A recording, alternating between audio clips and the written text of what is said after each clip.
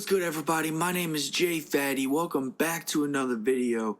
Today we're going to start a mini series on sampling, just a more updated method with FL Studio 20.9. Okay, so let's get right into it. I have some chords I played with this synthesizer that I have here. So I'm going to show you how to chop a sample. That's going to be this video, and then in the whole series we'll be going in depth on sampling, so make sure you stay tuned for that. But let's just talk about chopping a sample up and getting it right. So looking at this sample here, I got two of them. Let me bring these both down. We can mute this. I have two different stuff I was playing here, but these long notes here, this waveform is what I want to chop up. Okay, but I want to take these chords, these big chords. So I'm gonna do that real quick right now. So what we can do is we can go to, on the keyboard, we can press C. As long as you don't have this glowing. If you have this button glowing, turn that off because that's typing. That way you can do shortcuts in the playlist. So if you press C, you're going to get the slicer. All right, so let's just slice at the endpoints of each one of these. You can slice at the start point of that one. Same thing with that one. Kind of slice these ends off. And then we can press P to get back to this. To get little slices like that, how I did it, you can hold Shift and press left click to long slice up something. Alright, now we can just clean it up a little bit.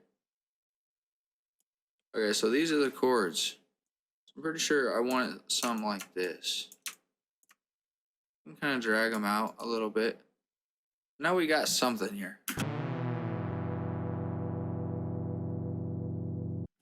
Pretty much just long chords, so I kind of want them to end. So we'll do something like this. We'll chop the first, I say, bar, maybe longer. Maybe we'll give it like that.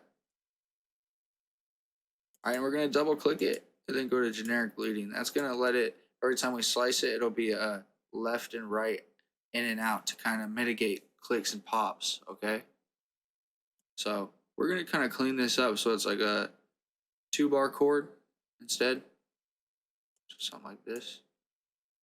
We'll just mess with it, see how it could sound before it. The goal is you want it to sound good so it can transition into the next part of your sample chop.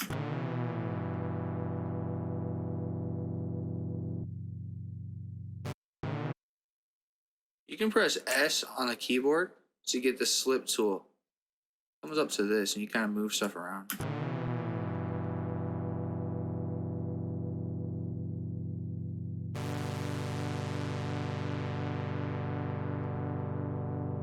See, that sounded good, so we can pretty much just do that same thing for all these chords.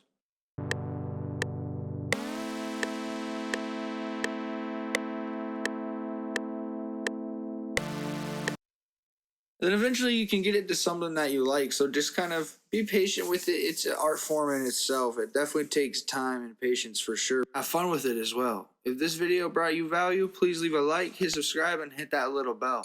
Make sure you stay safe, stay striving, and always be getting it. Much love, y'all. Peace.